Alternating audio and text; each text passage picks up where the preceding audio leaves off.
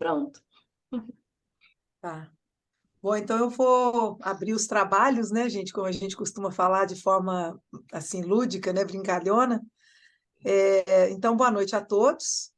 É com grande prazer, né, que nós, da Comissão de Eventos, convidamos a todos para essa segunda rodada dos Diálogos Urbanos. O Diálogos Urbanos é um evento que a gente criou nessa comissão para trazer pessoas de fora do meio acadêmico para discutir temas, né, relacionados à temática urbana, né, e geralmente vinculados aos três eixos de pesquisa que a gente tem lá no PPGTU, que é o Programa de Pós-Graduação, né, em Gestão Urbana da PUC, Paraná.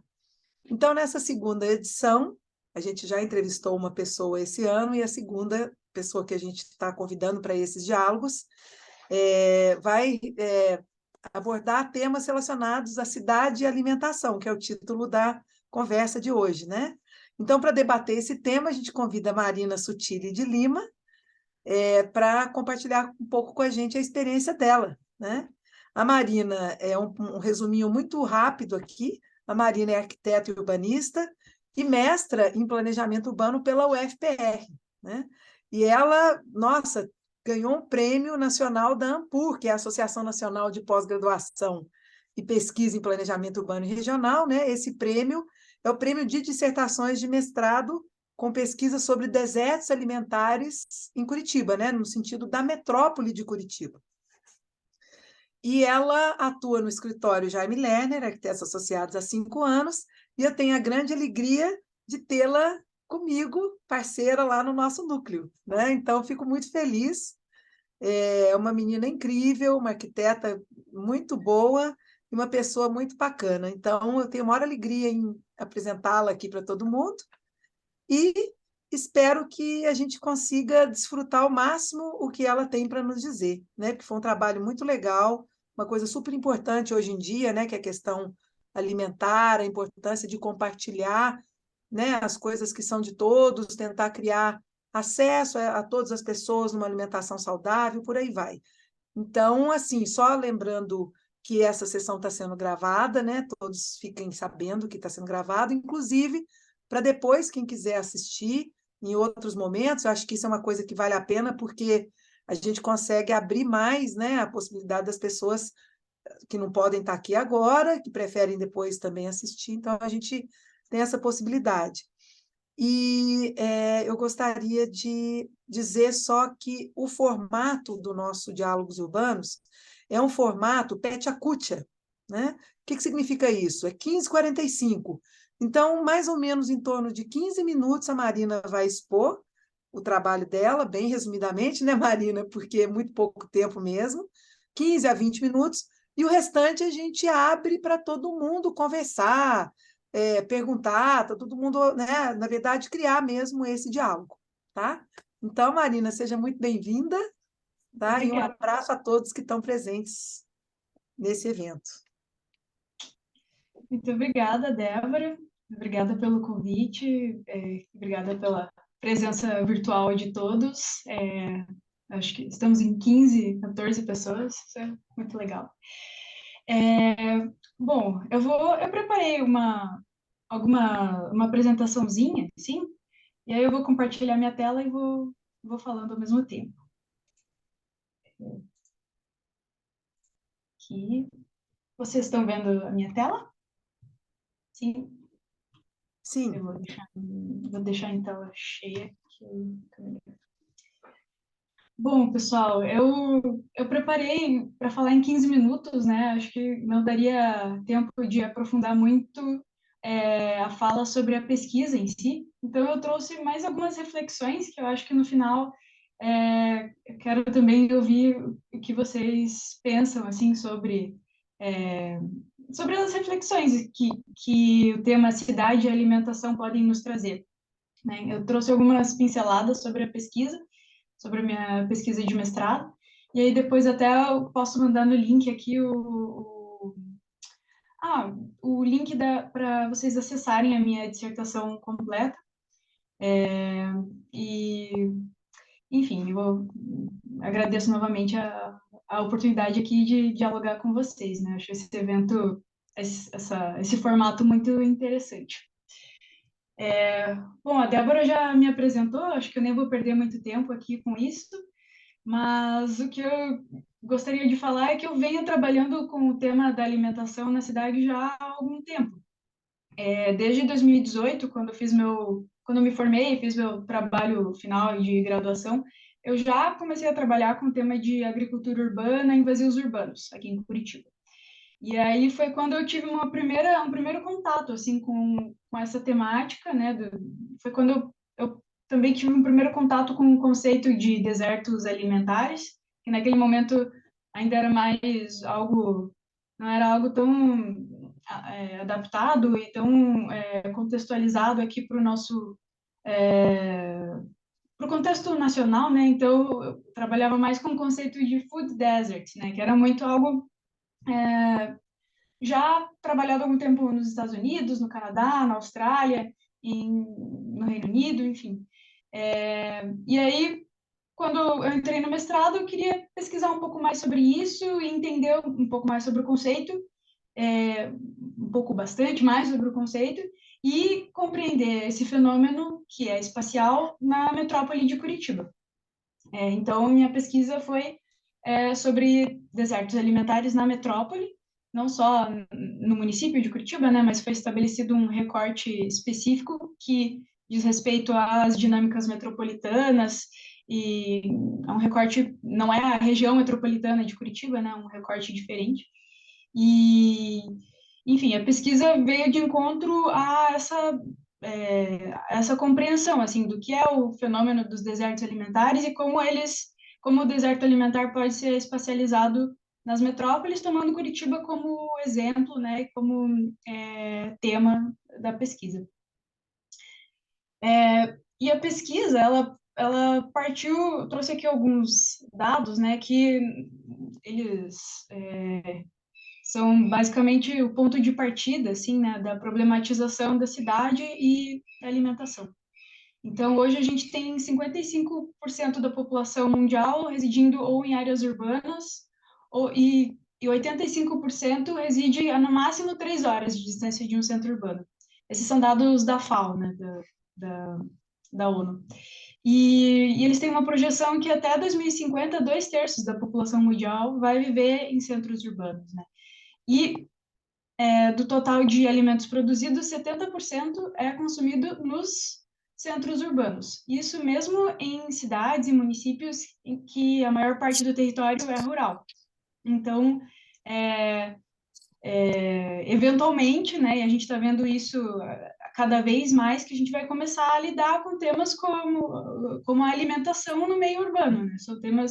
É um tema urgente, emergente, que está em pauta cada vez mais, e a situação vai cada vez ficar mais preocupante, mais alarmante. Ainda mais com alguns outros dados que a gente tem específicos aqui do Brasil.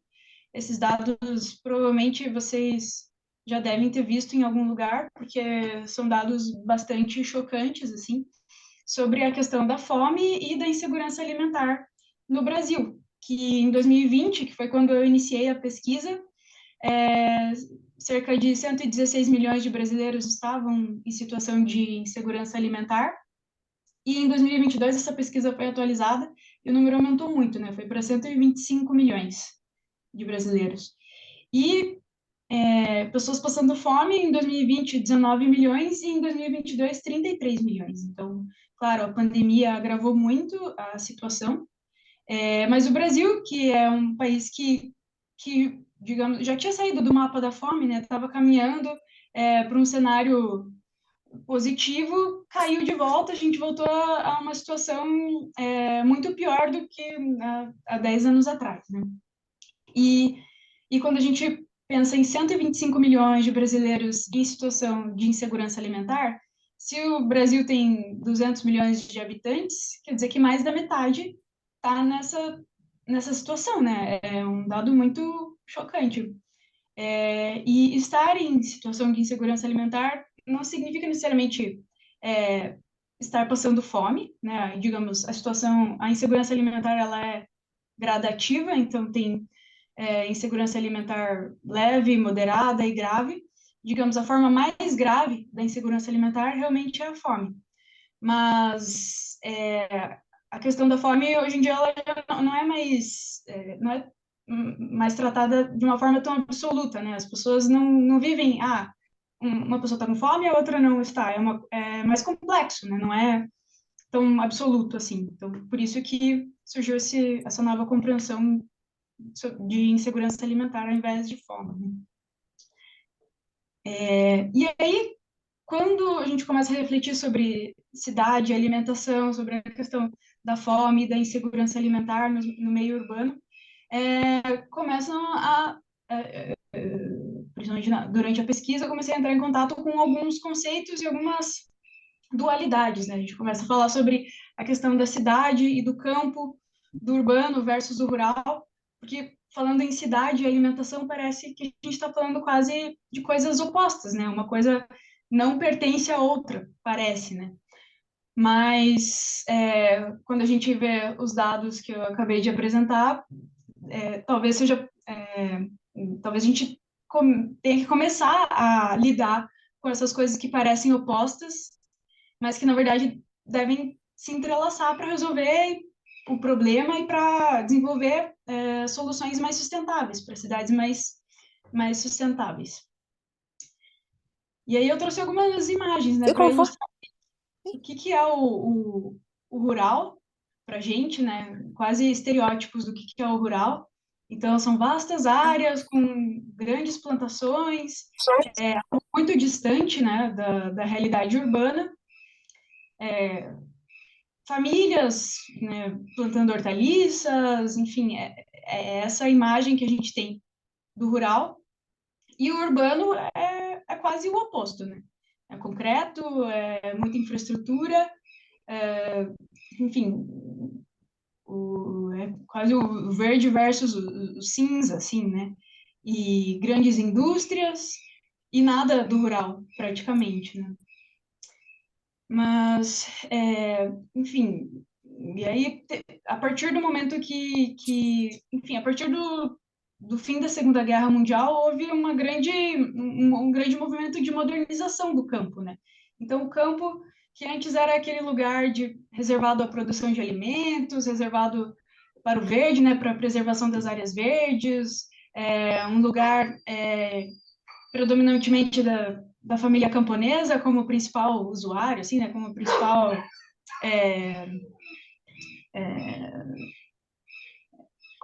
grupo social. Meu cachorro tá latindo. E aí começou a haver um processo de modernização e de atribuição de novas funções ao campo, né? E o campo passou a ser complementar ao espaço urbano. Então, hoje a compreensão que se tem é que eles não existe mais urbano versus rural, né? São coisas complementares, um não existe sem o outro. O rural não existe sem o urbano e o contrário também é verdade. Então, a gente tem algumas imagens que são muito urbanas em meio ao rural, né? Eu trouxe mais para ilustrar, para não ficar só falando, né? Mas um drone trazendo tecnologia para dentro do campo, isso é super urbano, né? Não tem como dizer que isso é só rural. Ao mesmo tempo que a gente vê o rural e precisa do rural e lida com o rural todo dia, né, no nosso cotidiano urbano. Então, são espaços complementares e não mais opostos, né? E aí, outras reflexões também são sobre, digamos, a aproximação entre os sistemas de alimentação e a cidade. Então, o sistema alimentar, que é toda essa cadeia do alimento, de onde o alimento sai até por onde ele passa, os locais de distribuição, até chegar na mesa e ser consumido, né? Esse sistema, ele fica em segundo plano quando a gente fala de cidade, né? A gente, tradicionalmente, quando trabalha com cidade, pensa muito em mobilidade, em abastecimento de água, iluminação pública, preservação de áreas verdes, tratamento de resíduos sólidos, mas alimentação não é um tema cotidiano, não é um tema tradicional quando a gente fala de cidade. E isso muito porque a cidade não tem a função de produzir alimento, né? Essa função é do espaço rural. Mas a gente está vendo que, enfim, essas transformações de usos, tanto do rural quanto do urbano, estão trazendo novas perspectivas, né? Então, também uma outra reflexão é que, de todos os elementos básicos para a vida, seja no meio urbano ou no meio rural, que são a água, o ar, o abrigo, isso tudo a gente trata, né, quando a gente fala de cidade, mas a alimentação, que também é um elemento básico, ainda não estamos falando efetivamente sobre isso, ou estamos falando há pouco tempo, está sendo debatido há pouco tempo. Então, enfim, são novas reflexões que estão surgindo a partir dessa perspectiva do urbano. E aí, uma reflexão também que está sendo feita, né, é sobre a alimentação como uma infraestrutura. Então, se a gente tem a mobilidade, a gente tem transporte público, iluminação pública, os sistemas de infraestrutura, né, por que a alimentação também não pode ser uma dessas infraestruturas?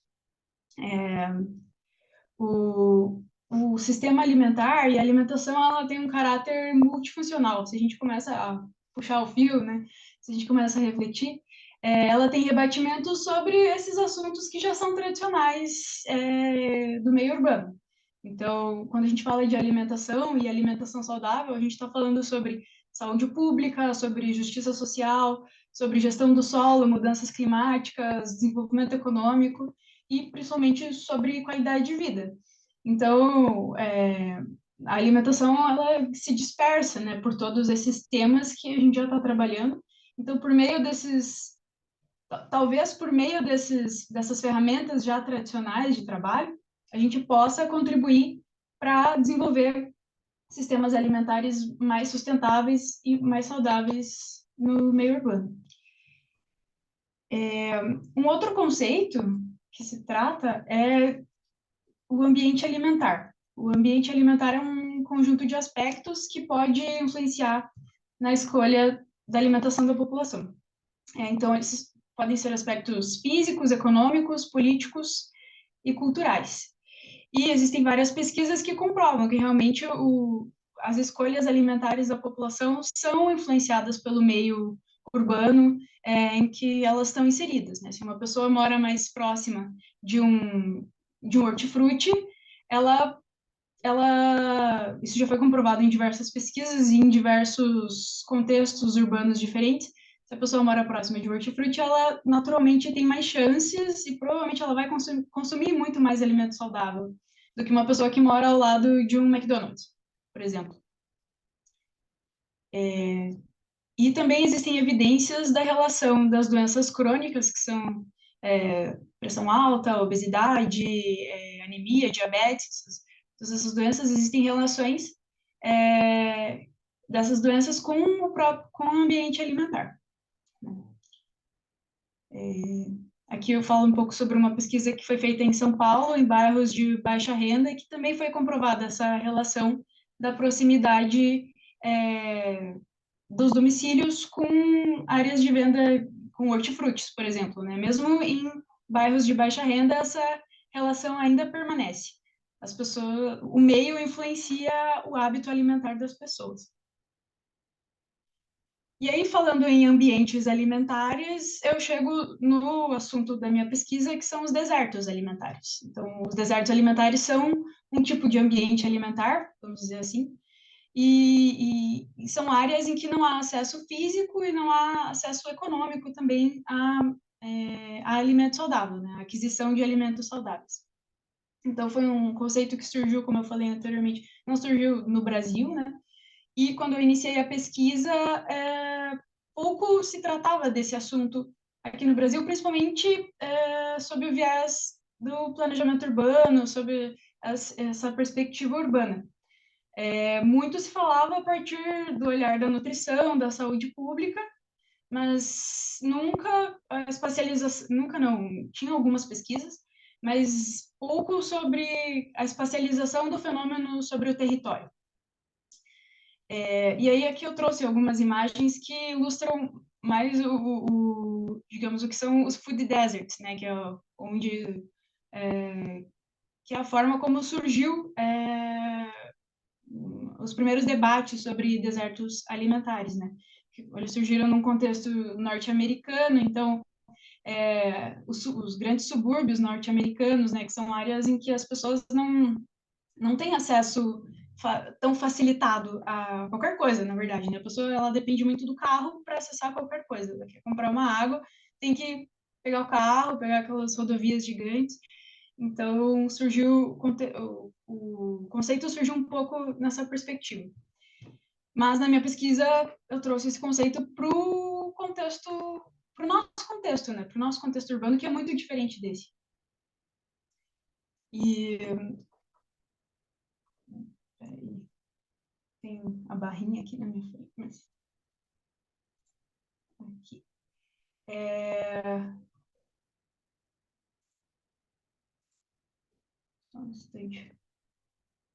Sumiu aqui para mim.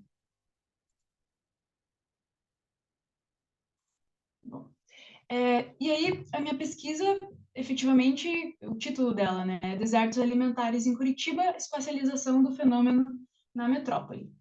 Então, como eu falei, são áreas em que há pouco ou nenhum acesso físico ou econômico à compra de alimentos, são vácuos na distribuição e na comercialização de alimentos, e isso acaba contribuindo para a insegurança alimentar nas cidades. E os desertos alimentares, eles não, claro, eles não têm uma origem somente espacial, né? Eles estão sujeitos a fatores também econômicos e sociais, porque uma pessoa ela pode morar do lado de um hortifruti, mas se ela não tiver o poder aquisitivo para consumir naquele lugar, ela vai estar numa situação de deserto alimentar, por exemplo, né? E já, já era de se esperar, assim, né, que os desertos alimentares eles têm maior propensão a surgirem em situações socioeconômicas desfavorecidas, né, de baixa renda, de segregação espacial e de escassez de infraestrutura urbana. Aqui tem alguns elementos que estão relacionados com a existência de desertos alimentares nas metrópoles. Isso a partir de diversas pesquisas, né? Então, na minha pesquisa de mestrado, eu fiz um grande... Eu fiz o estado da arte, assim, né, da pesquisa. Coletei várias pesquisas em outras localidades que buscam identificar desertos alimentares, e esses foram os elementos que estavam presentes na maioria delas, né? Ou que apareciam com mais destaque em todas essas pesquisas. Então, eu identifiquei essas variáveis e trouxe para minha pesquisa para identificar os desertos alimentares aqui em Curitiba. Então, renda domiciliar, o fato de mulheres serem chefes de família ou não, o fato do núcleo familiar ter um automóvel próprio, a densidade populacional, a variedade de venda de alimentos nos estabelecimentos, e assim por diante, né? Vulnerabilidade social, taxa de analfabetismo, cor ou raça da população e a própria localização dos estabelecimentos de venda de alimentos. E aí, a minha pesquisa, ela partiu da localização dos estabelecimentos de venda de alimentos, né? Aqui eu trouxe um mapa da localização de todos eles. Eu utilizei a RAIS como base de dados para conseguir a localização de todos esses estabelecimentos, né? Então, aqui tem hortifrutis, supermercados, vendinhas, armazéns, restaurantes e feiras livres, tem os equipamentos públicos também, né? Os equipamentos de segurança alimentar da prefeitura, então armazéns da família, sacolão da família, estão todos dentro dessa base, que, se eu não me engano, contou com cerca de 19 mil pontos para todo esse recorte estabelecido. E aí aqui dá para ver que é um recorte que não é o município de Curitiba, mas também não é a região metropolitana de Curitiba, né? Porque não fazia sentido analisar só Curitiba, porque, enfim, as pessoas trabalham aqui, moram nas cidades vizinhas, né? Tem essa dinâmica metropolitana de fluxos devido ao trabalho, devido ao estudo, fluxos de comércio, enfim. E também não fazia sentido usar a região metropolitana porque, né, um recorte muito grande que não diz respeito exatamente à dinâmica cotidiana, assim, né, da metrópole. E aí, na pesquisa foram feitas diversas investigações, no total foram 6 investigações. Cada uma das investigações busca analisar o fenômeno dos desertos alimentares sob um aspecto, né? Então, não vou me aprofundar muito aqui, mas foram feitos, para cada uma das investigações tem vários mapas, então a pesquisa ficou bastante gráfica, assim, né? Porque o intuito realmente era chegar na espacialização dos desertos alimentares. Então, e aí cada uma das investigações trabalha com variáveis diferentes, né, daquelas que eu mostrei antes. Então, a renda da população, vulnerabilidade social, densidade populacional, cada uma das investigações trabalha de forma diferente com esses aspectos. E aí vou pular já para os resultados, né, porque o tempo é curto. Mas, no fim, eu tive essas 6 investigações, e no fim eu formulei uma síntese dessas investigações, né, para conseguir chegar a uma conclusão sobre os desertos alimentares. E aí formulei uma taxa de desertos alimentares em que quanto maior a taxa, pior é a situação. Então, quanto maior a taxa, mais desertos alimentares aquele município possui, ou, ou maior a gravidade dos desertos que foram identificados nesses municípios.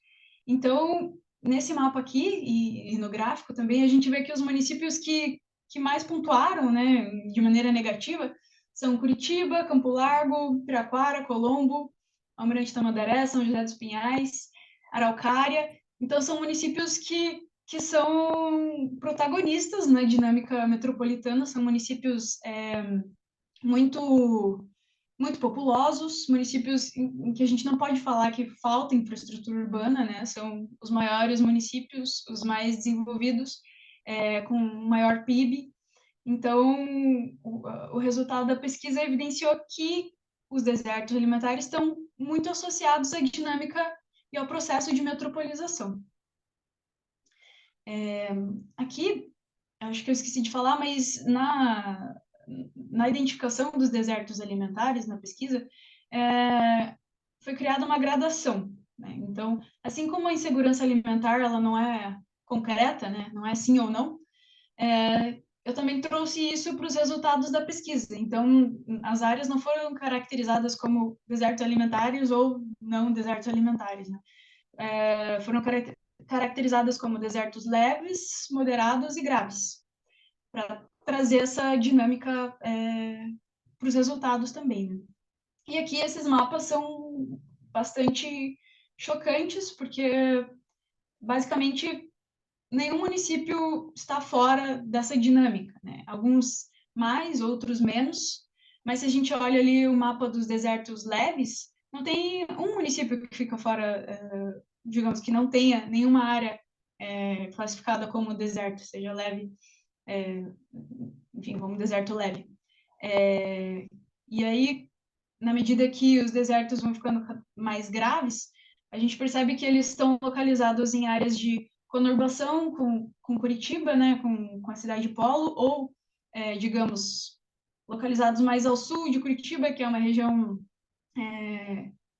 de mais baixa renda, ou então nos municípios do entorno, né, naqueles que eu falei, Piraquara, Colombo, Almirante Tamandaré, São José dos Pinhais, são áreas de subcentralização que foram recentemente urbanizadas, né, e que estão se desenvolvendo recentemente, assim. Então, nessas áreas também foram identificados desertos alimentares moderados e até mesmo graves. E aí aqui tem uma síntese, uma sobreposição de todos os desertos identificados, em que, novamente, é possível verificar que a localização deles está principalmente mais ao sul de Curitiba, no entorno, assim, nessas áreas de conurbação, mas o resultado contra-intuitivo que a pesquisa trouxe, na verdade, é que não só nessas áreas, né, não só nas áreas, digamos, que já se esperavam encontrar desertos alimentares, que são as áreas de baixa renda e de pouca infraestrutura, mas também foram identificados em áreas de ampla infraestrutura, né? Até mesmo áreas no centro de Curitiba, ou desertos alimentares em áreas de alta renda, né? Bairros com amplo acesso à infraestrutura, áreas centrais dos municípios vizinhos também, dos outros municípios do Recorte, Almirante Tamandaré, Colombo, Fazenda Rio Grande. Então, esse resultado foi algo que não era esperado na pesquisa e chamou bastante atenção. E aí, o que pode ser feito, né? A partir da...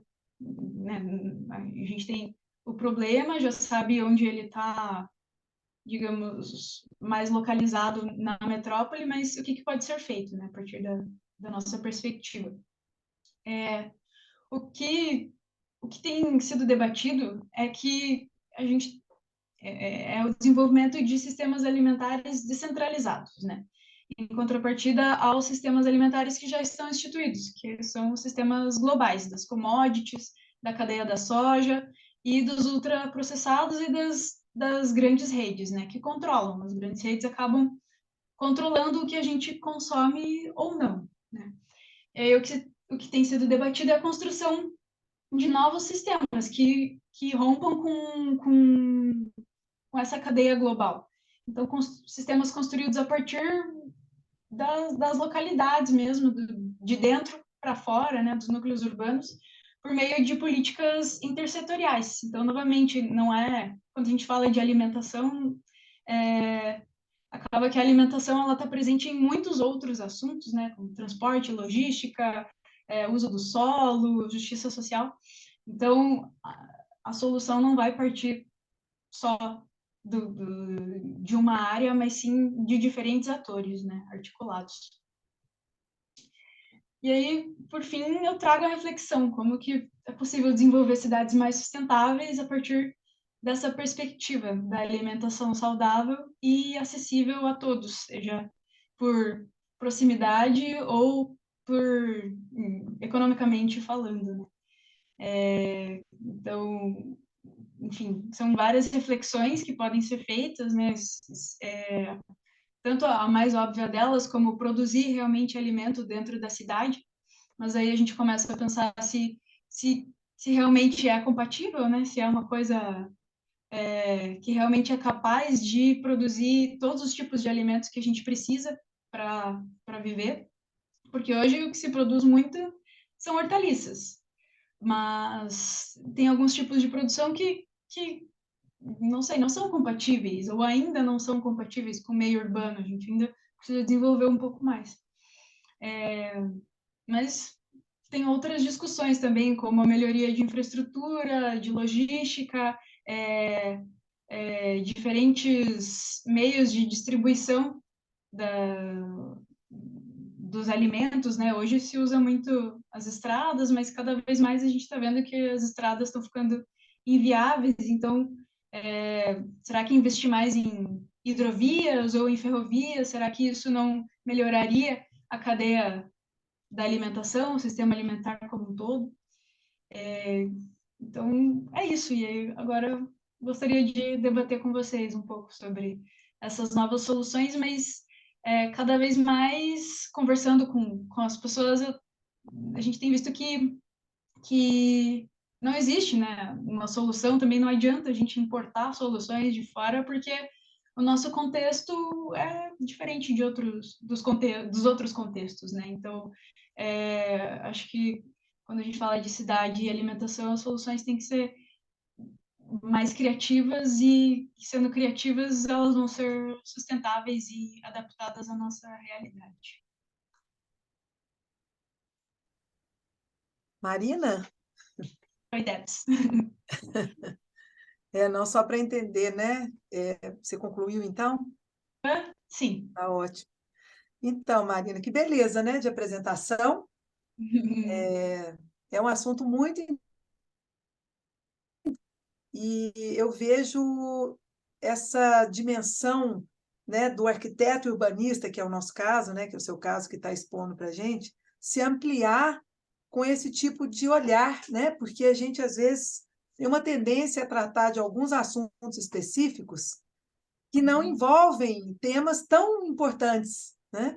E eu queria começar essa abertura para o diálogo para todos, né? Agradecer pela sua apresentação, muito legal mesmo essa pesquisa, é um tema inovador, é algo muito importante que a gente vai lidar com isso daqui para frente cada vez mais. Eu gostaria de falar uma frase do Jaime, que a gente sempre ouve, né? Todo mundo acho que já ouviu, que é: a cidade não é problema, a cidade é solução. E eu acho isso tão bonito, porque eu acho que é um olhar positivo em relação às coisas, e no sentido de otimizar a estrutura existente, né? A gente tem vários espaços urbanos que podem ser ressignificados, onde a gente pode pensar no convívio das pessoas, né? Eu fiquei pensando nesses espaços de produção de alimento, nesses ambientes em meio à infraestrutura, né? Em meio ao concreto e ao asfalto. São ambientes que talvez permitam esse convívio das pessoas. Isso está fazendo falta. Então, isso me leva também a outro aspecto. Estou abrindo aqui, jogando algumas coisas para as pessoas pensarem também, né? É uma questão socioambiental, né, gente? Não é ambiental apenas, não é só uma questão, como é que eu posso dizer, setorial, né? Ela é multidisciplinar, porque ela envolve a produção de alimento, ela envolve uma questão social, de abraçar as pessoas, desse convívio que pode acontecer e de diminuir um pouco essa questão dos desertos alimentares, de tentar trabalhar, né, nesses mapeamentos que existem agora, né, Marina? Isso pode Uhum. ser extrapolado para o Brasil inteiro, isso pode estar associado com programas de secretarias municipais, né, como é o caso da Secretaria de Segurança Alimentar de Curitiba. Então, eu achei incrível, já tinha visto antes a apresentação da Marina algumas vezes, então vou abrir aí a palavra para todo mundo, para quem quiser fazer perguntas, discutir algum tema relacionado, tá certo? Oi, gente, deixa eu começar aqui com vocês. Oi, pessoal. Oi, Marina. Oi, oi. Gente, Marina, excelente a apresentação. Eu entrei um pouquinho mais tarde, eu estava dando aulas, e quando eu ouvi você falar sobre desertos alimentares e tudo isso, e eu fiquei associando muito essa questão da alimentação sobre o direito à cidade, né? Que a gente visualiza o direito à cidade somente no aspecto físico e territorial. Mas existem outros aspectos relacionados com a cidade, por exemplo, a alimentação, a energia, por exemplo, ter luz faz parte de ter esse direito à cidade garantizado, ter alimentação faz parte de ter também esse direito à cidade garantizado, né? E a gente não tem, e a gente completamente desassocia, como o Débora falou, né? Esses outros elementos que fazem parte da cidade e não visualizamos ele dentro de uma perspectiva, bom, de planejamento urbano, claramente, essa questão dos desertos alimentares, e a gente não visualiza isso como também, já ir entrando na minha área de trabalho, de profissão, como política pública, ou seja, já identificamos que existem desertos alimentares, como em tua pesquisa, e o que vai ser resolvido com isso? O que se resolve na cidade? Vai ficar assim? Isso acaba tendo uma dimensão com outras áreas da vida, da cidade, das pessoas, sabe? Da educação, da planejamento urbano, da saúde, enfim, isso se conecta com outros setores, como a Débora falou. É multissetorial essa questão da alimentação e da cidade. E você abriu um mundo para mim agora com esse tema. Nunca tinha pensado nessa perspectiva sobre o alimento e a cidade. Uhum. Mas é só isso, é só uma contribuição. Ainda que eu acho que Curitiba talvez seja pioneira no assunto, a gente até aqui tem a Secretaria de Segurança Alimentar, mas não sei dizer quando que surgiram os outros programas que são antigos já, esses armazéns da família, sacolão da família, que são equipamentos que visam suprir um pouco esse problema, né, do acesso à alimentação saudável. Talvez agora com a identificação das áreas que estão mais vulneráveis em relação a isso, né, talvez isso possa contribuir para o poder público criar, implementar novos esses equipamentos, né? É porque é Mas uma assim, espacialização, né, Marina? Você é, espacializou o problema. Isso ajuda a identificar essas áreas e a direcionar os recursos e os programas, que são vários, né, em Curitiba, no caso. Tem muitos programas muito legais, gente. O Guzzi, que é o secretário, esteve no escritório a semana retrasada e apresentou para a gente. Foi muito incrível, né? Todas as coisas que são feitas, tem as fazendas urbanas, tem a produção de abelhas sem ferrão, tem os sacolões, tem o lixo que não é lixo que continua acontecendo, tem um leque de coisas muito bacanas. E essa espacialização pode contribuir de forma muito bacana com essas políticas públicas, né? uhum, Desculpa sim. interferir aí na. Não, mas é isso. E também acho que uma coisa que acontece, talvez não só aqui em Curitiba, mas já ouvi de outras cidades, assim, das feiras livres, né, que são coisas meio gourmetizadas, né, que estão Sim, sempre localizadas em bairros de alta renda e os produtos são sempre muito caros. Então, também, por que não, né? A feira é uma coisa que dá para acontecer em qualquer lugar. Então, por que não acontecer nos locais que, né, nesses grandes, os bairrões, assim, né, que, enfim, que não tem um mercado, assim, que não tem uma área que as pessoas possam, enfim, comprar seus alimentos. Mas bem-vinda, Sara, porque agora, enfim, né, uma vez que a gente pensa sobre isso, enfim, é minha pesquisa. nossa, eu fiquei. Agora eu estou pensando em várias coisas, porque, por exemplo, bom, vocês são de Curitiba, né? Eu sou lá do Nordeste, eu sou lá de Natal. E no Nordeste, a gente tem essa questão da insegurança alimentar muito forte, né? Gente, sabemos como funciona a questão da seca da seca do Nordeste, de como isso foi estigmatizado durante muitos anos, a fome no Nordeste, enfim, não vamos entrar nesses detalhes.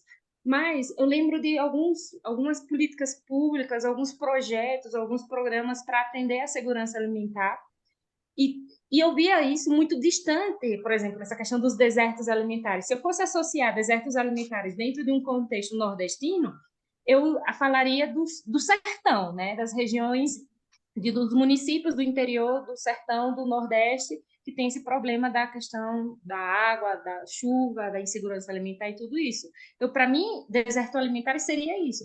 Mas dentro de um contexto urbano, que toma outras dimensões, sabe? Então, isso para mim foi bem interessante.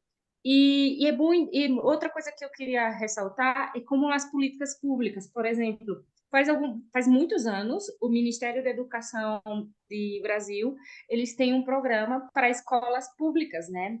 Dessa questão da segurança alimentar, de comprar os alimentos de agricultores. Eu acho que se chama PAIP, não me lembro o nome exatamente. E de uma certa forma era uma tentativa, né, de você também tentar sanar esses problemas ou minimizar esses problemas sobre a cidade e a alimentação. A criança chegava na escola morrendo de fome, muitas vezes a comida, a única refeição do dia era a comida que era servida no colégio, demonstrando claramente toda a questão da desigualdade e da vulnerabilidade social que existe em nossas cidades, né? Isso dentro de um contexto urbano. E se a gente leva isso para um contexto rural, nordestino, amazônico, por exemplo, olha o que a gente viu com as tribos indígenas na Amazônia. Então, assim, é inadmissível que, por exemplo, a gente ainda no Brasil tenha esses contextos de insegurança alimentar, pessoas morrendo de fome, sabe? E quando a gente leva isso, e você claramente espacializou, como a Débora mostrou, né? Falou, olha, é isso aqui, em Curitiba está passando isso, e esse é o contexto de Curitiba. Muito interessante, gostei. Agora vou ficar pesquisando sobre isso. Henrique, eu acho que o Henrique está com a mão levantada, né? Ele quer fazer uma pergunta, Henrique?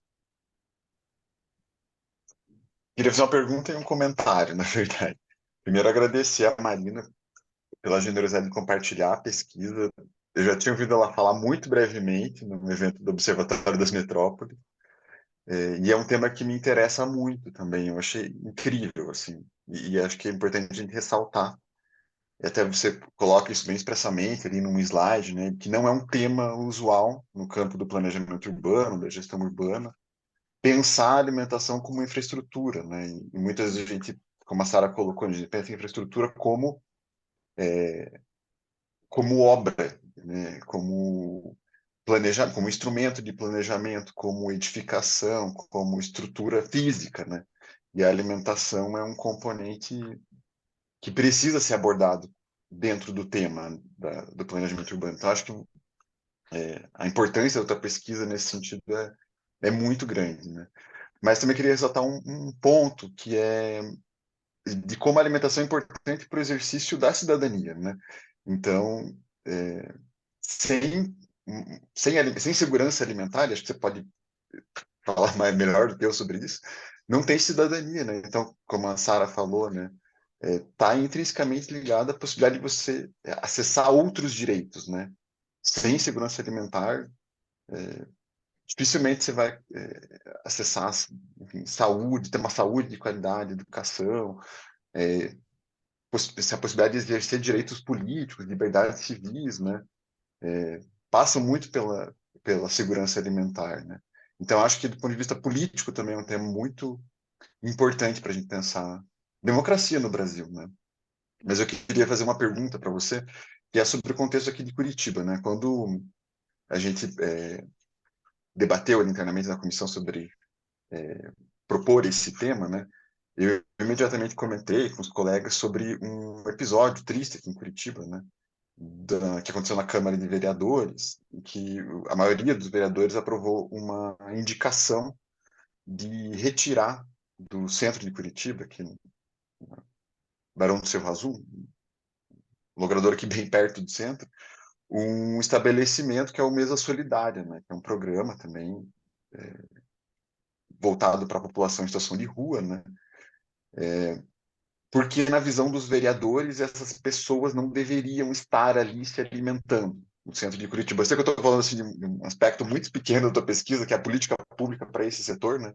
Uhum. Mas, para mim, o debate que aconteceu ali na Câmara refletia muito uma visão sobre onde deve estar esse estabelecimento, como as pessoas devem acessar uma alimentação de qualidade, né? E os vereadores que rejeitaram essa indicação da Câmara, né?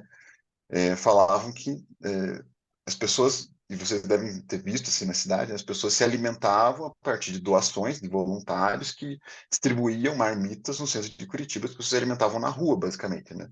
É Uhum. louvável, uma ação importante, né? Solidariedade, caridade, mas ainda assim era uma infraestrutura muito precária. A prefeitura decidiu, também tem que ser elogiado, né, ter um estabelecimento em que as pessoas podem sentar, se alimentar, etc. Por mais precário que seja ainda, né?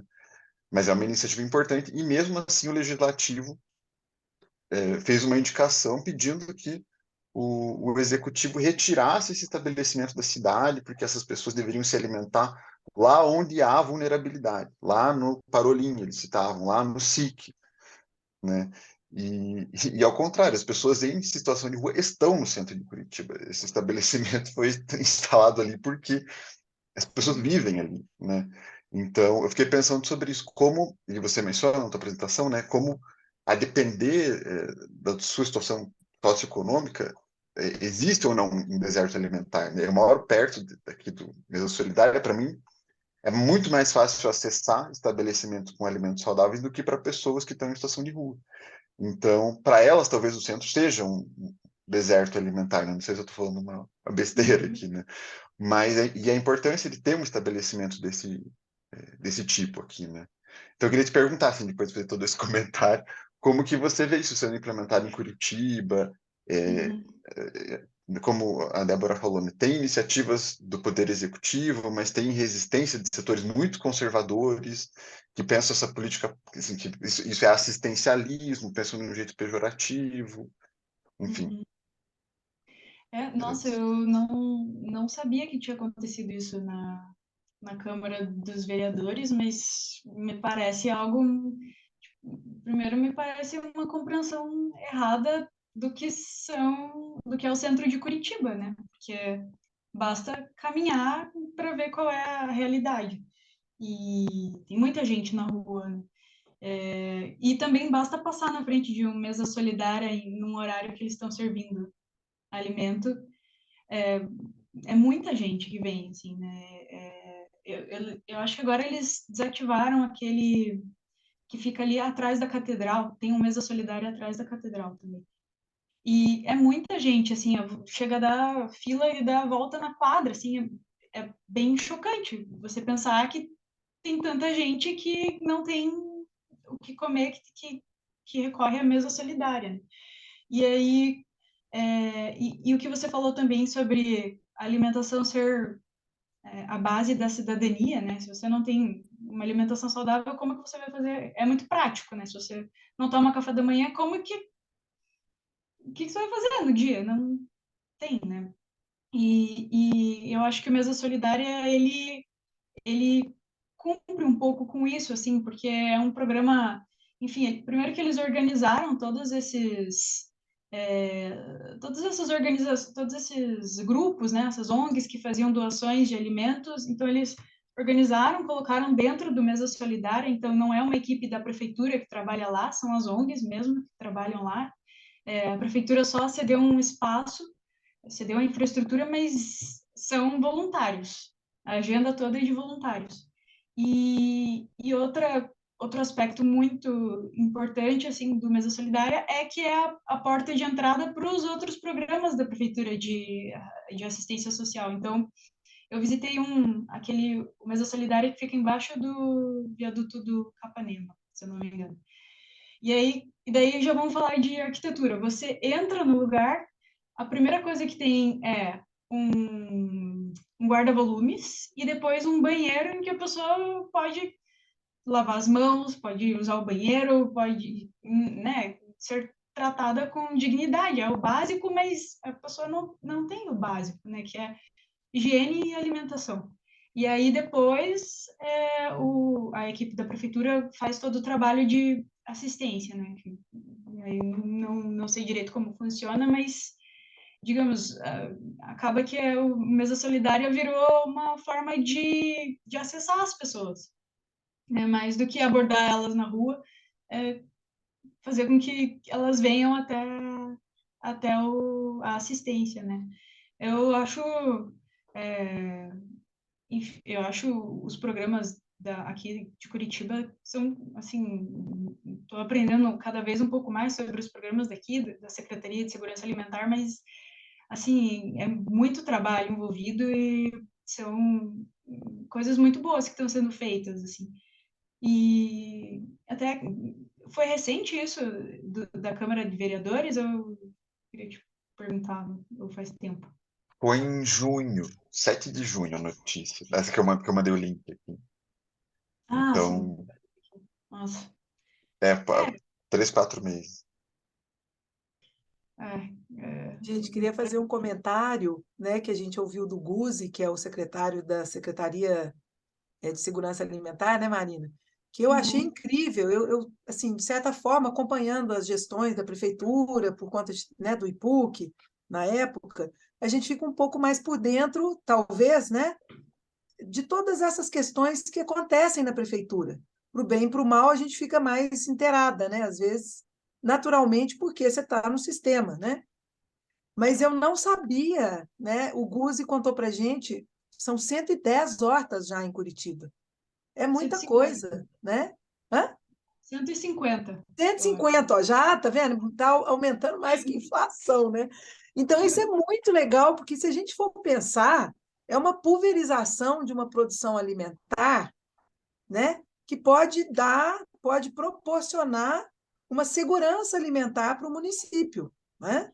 De certa forma, né? A depender do que é produzido, porque, claro, não vai produzir soja ali, também a gente não come soja da forma como a gente come salada, mas assim, o hortifruti granjeiro, né, que é um pouco mais do que as folhas, né, as hortaliças, isso talvez seja um avanço muito interessante também. Estou pensando aqui, estou falando sem muito conhecimento de causa, mas do pouco que eu entendo, eu acho que é um avanço interessante, porque a gente cria essa segurança para essas populações, principalmente as mais vulneráveis, né? Então, não depende de chegada de alimento de fora, né? Ou lá não sei aonde deu uma geada, né? Aí o preço vai lá em cima. Então, é uma forma de talvez calibrar isso, essa segurança, porque está ali nessa área periurbana, né? Ou mesmo na própria cidade, você consegue ter esse vínculo. E, ao mesmo tempo, desenvolver outras qualidades, né, do cidadão, não só da direito à cidadania, mas no sentido do diálogo, no sentido da responsabilidade de quem vai lidar com aquela horta, né, o convívio de diferentes que vão estar ali trocando trabalhos que têm que ser feitos, né, naquele espaço. Como é que vai dividir isso depois? Comercializa, não comercializa? Então, eu acho que é uma porta de entrada para a cidadania mesmo. Achei legal isso que o Henrique falou, porque, de verdade, gente, é um assunto que cruza várias camadas, né, das quais a gente é formada, né? Então, só queria comentar isso, que é muito legal, assim. Sim, às vezes parece que não é, digamos que por meio das nossas ferramentas não tem muito a ser feito, mas acho que a gente ainda está descobrindo, né? São soluções que a gente vai ter que desenvolver aos poucos, assim, vejo dessa forma, né? Aqui em Curitiba tem muitas soluções criativas, mas o que mais a gente pode fazer para contribuir? E aí, isso que você estava falando também, Débora, do que é produzido, né, no Cinturão Verde, assim, né, nessa área periurbana de Curitiba, mas a gente não tem uma garantia daquilo que é produzido aqui que realmente fique aqui. Às vezes as coisas, e a gente sabe que as coisas atravessam esse país inteiro, né? Todo dia estão atravessando. É, a gente não tem essa garantia do que é produzido aqui que fique aqui, né? Se tivesse algum incentivo ou alguma forma de encurtar esses ciclos, fazer com que a gente consuma até um alimento mais fresco, mais saboroso, né? Porque foi recém-colhido, enfim, seria super interessante, né? É Bem mais aquela saudável. velha história, né, Marina? Quanto menos a gente depender da mobilidade, a primeira vez que eu vi isso, eu falei assim, gente, mas que estranho, né? Quanto menos a gente depender da mobilidade, melhor é a cidade. Por quê? Porque Uhum. eu tenho um bairro onde eu tenho todos os serviços próximos a mim, eu posso fazer tudo a pé, ou com mobilidade leve, coisa de 5, 10 minutos. A mesma coisa para alimentação, né? Quanto menos essa alimentação depender dessa mobilidade ou dessa logística, de ter que sair lá não sei da onde, atravessar uma rodovia, tantas horas na estrada e chegar aqui de manhã cedo e vai para um centro gigante de distribuição para daí, né? Nesse sentido, assim, eu acho que é interessante pensar nessa estruturação de núcleos em que as coisas estão próximas, né? Isso acho que gera qualidade de vida para as pessoas e tempo, né? Um tempo melhor. Sim, parece que a globalização foi a solução para muitos problemas em algum momento, e aí agora parece que é o problema, né? E a gente está tendo que se reorganizar. E, Kátia, você queria falar alguma coisa? Sim, primeiro dar os parabéns para a Marina. Achei assim como o Henrique, assim como vocês, como tu comentou assim, essa coisa da alimentação como infraestrutura nunca tinha me ocorrido, né? Então, para mim foi assim, é riquíssimo a gente pensar sobre essa possibilidade. Certamente vou incorporar isso dentro do meu pensamento das infraestruturas. Certamente quando pensar sobre cidade vou trazer isso na minha fala, na minha discussão, na minha escrita, porque acho que faz todo sentido, Marina. E queria, assim, você foi falando, né, e foi me vindo coisas aqui. Então, eu, na verdade, assim, eu vou para tentar contribuir também com o pensamento, assim, né, do que foi me ocorrendo, né.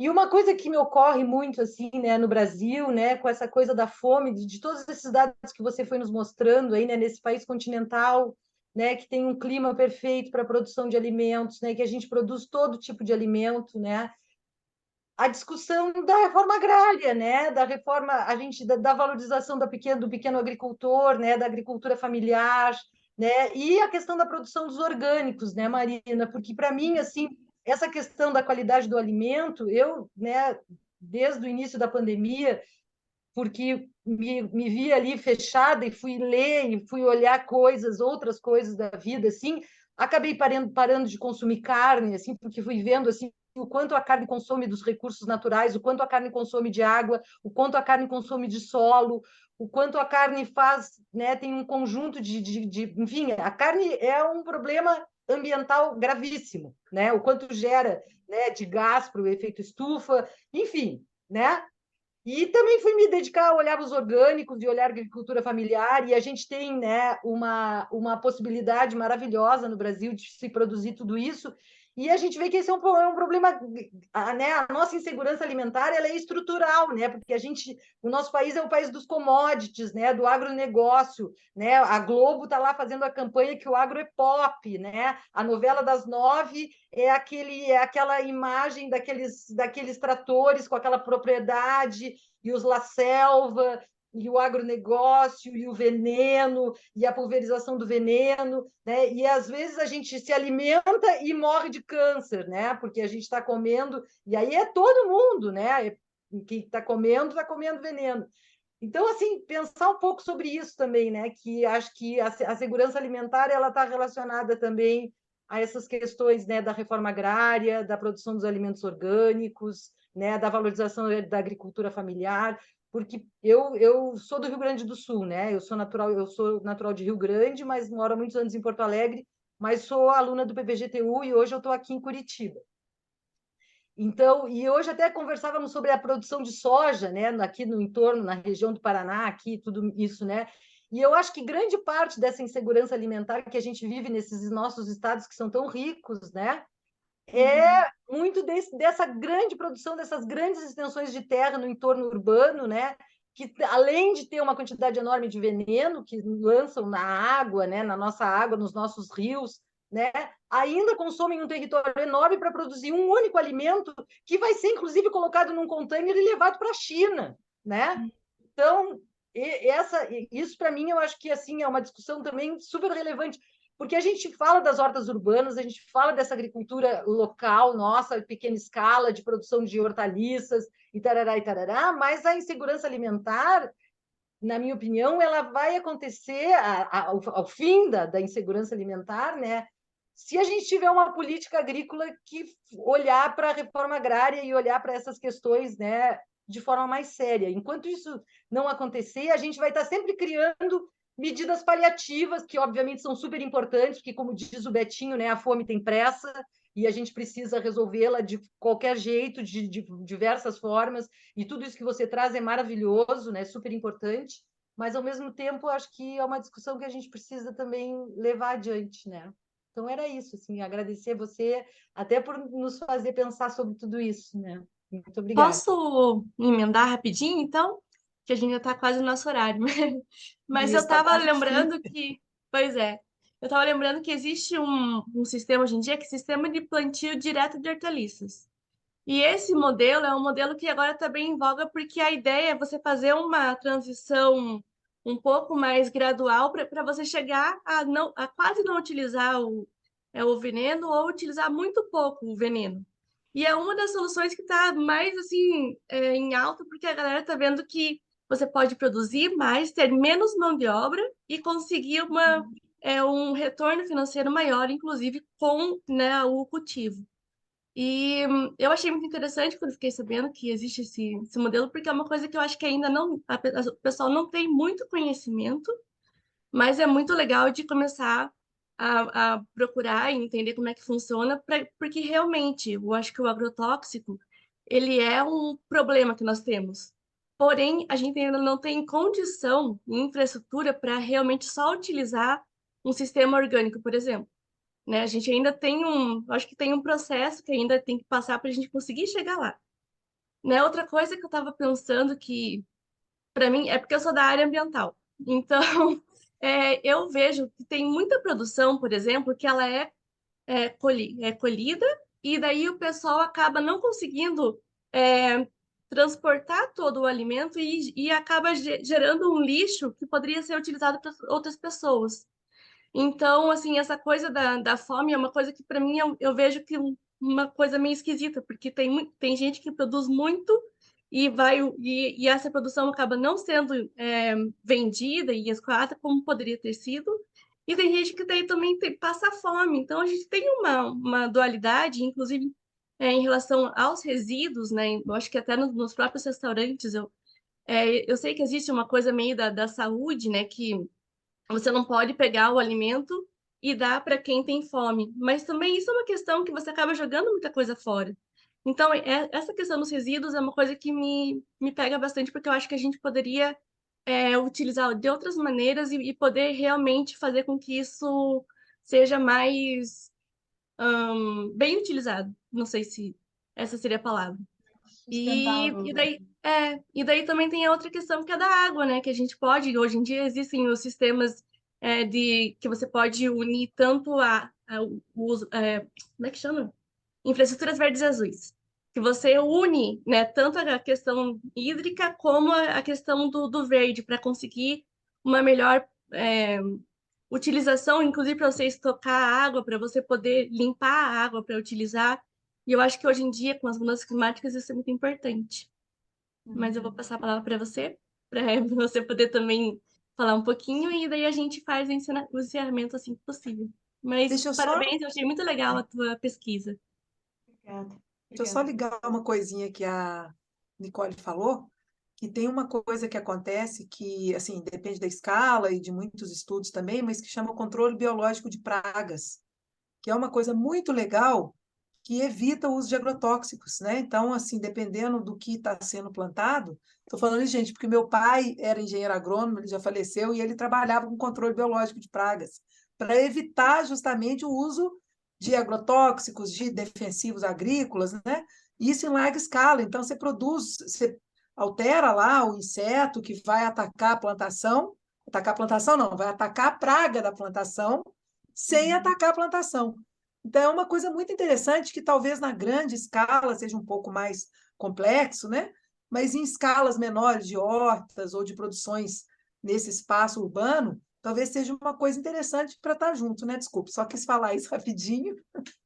Bom, É, Marina, mas eu né? acho que isso, o Brasil investiu muito, né? E investe-se muito nessa coisa do agro, do agrotech, pop e tudo mais. Mas isso é tecnologia, né? Não necessariamente tecnologia precisa ser, enfim, o estereótipo da tecnologia, mas, digamos, modificar sementes para que elas sejam mais adaptadas ou adaptáveis ao nosso clima, ou modificar, não modificar, não sei se é isso, mas isso dos insetos atacarem as pragas e não a plantação, né? Também, isso, eu entendo isso como tecnologia. Acho que o Brasil é muito forte nisso, né? Tanto que a gente produz a soja que produz muito devido a isso. Claro, devido ao uso excessivo de agrotóxicos, mas muito devido à tecnologia que foi empregada para isso. Acho que se essa tecnologia for utilizada para o bem, né, não só para o plantio de soja, e aí e também já fazendo um gancho com o que a Kátia falou da reforma agrária, que é uma das raízes, né, desse problema e de outros mais do Brasil, né, mas também me fez pensar o quanto que a soja não gera uma pressão sobre os pequenos produtores, porque, né, são pequenas áreas, mas eles vão sendo pressionados e enfim, vão chegando cada vez mais perto e até a Débora estava me mostrando outro dia uma área no centro de Cascavel, né, uma área gigantesca no meio da cidade Enorme. para plantio de soja. E como assim, né? Como que faz? Como que isso funciona? Incompatível, assim, é uma coisa. Uhum. E será que está cumprindo sua função social, né? Acho que provavelmente não. Chega na nossa casa, essas frutas que a gente compra e tudo isso é produzido pelo pequeno agricultor, né? Ele não é produzido pelo grande agricultor, né? Tudo isso que a Uhum. gente come, né? Todo esse alimento que a gente come não é boa parte, claro, tem parte são grandes fazendas, né? De produção de mamão, sei lá, de uva, de alguma coisa, mas esse alimento tradicional que a gente come no nosso dia a dia, ele é produzido pelo pequeno agricultor, né? Exato. Pelas propriedades menores. E elas vão sendo isso que você falou, elas vão sendo cada vez mais pressionadas, né? E esse agricultor pequeno, ele acaba vendendo, indo para a cidade, e aí ele vai morar na periferia, e aí ele vai...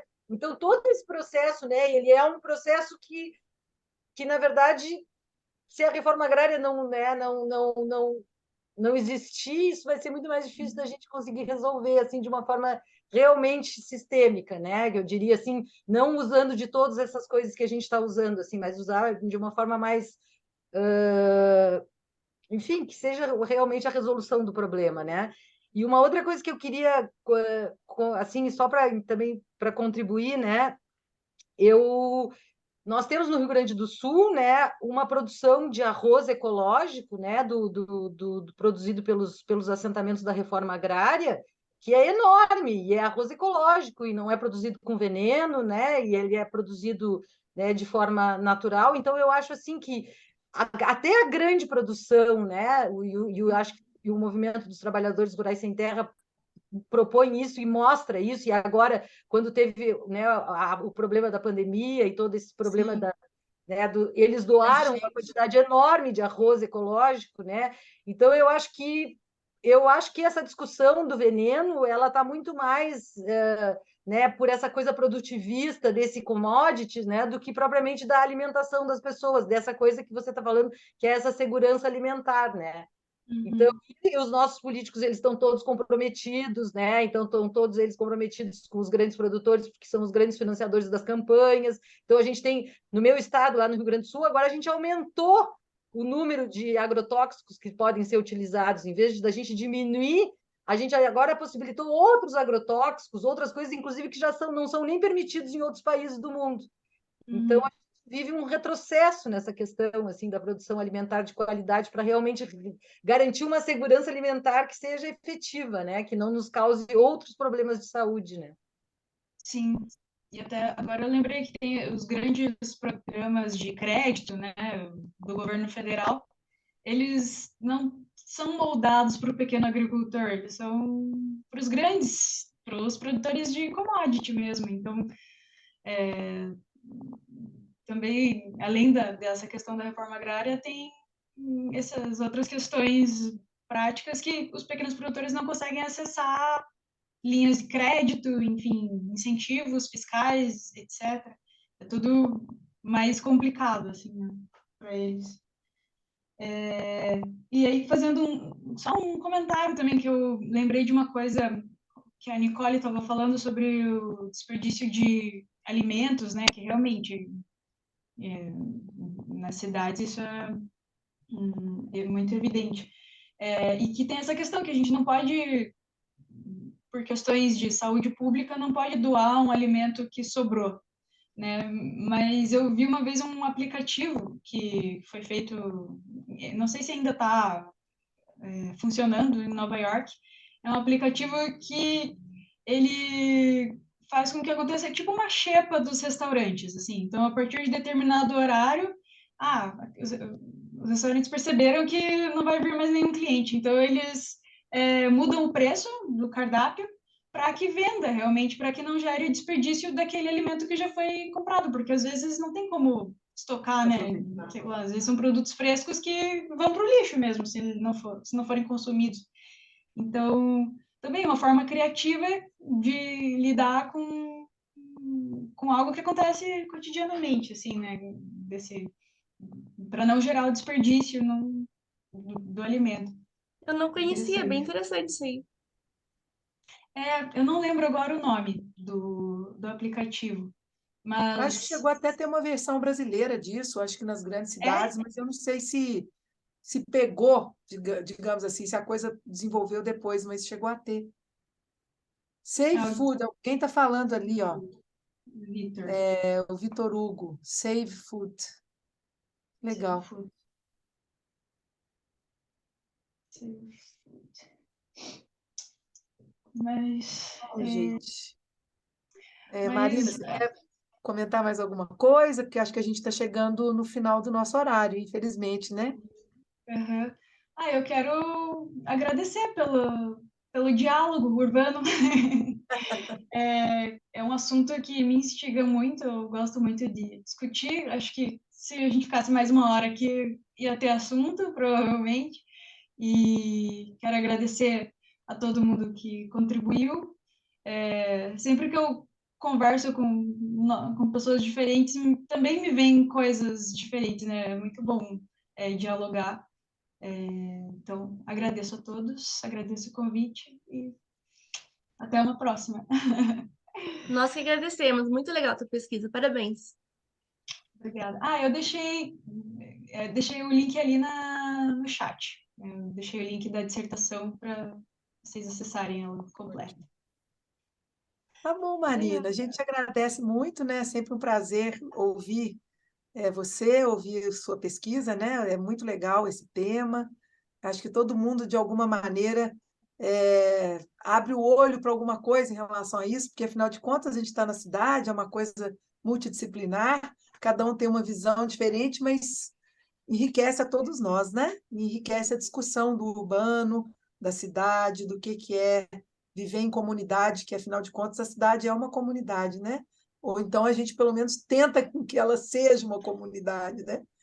Então, eu queria agradecer muito a sua participação e a gente espera te ver em novos diálogos urbanos, né, em outros momentos, tá? Quem sabe híbridos ou presenciais, né? Vamos ver se a gente consegue ir crescendo, né, com esse nosso evento que está na segunda edição agora, né? E agradeço também a presença de todos, tá bom? Tchau, gente.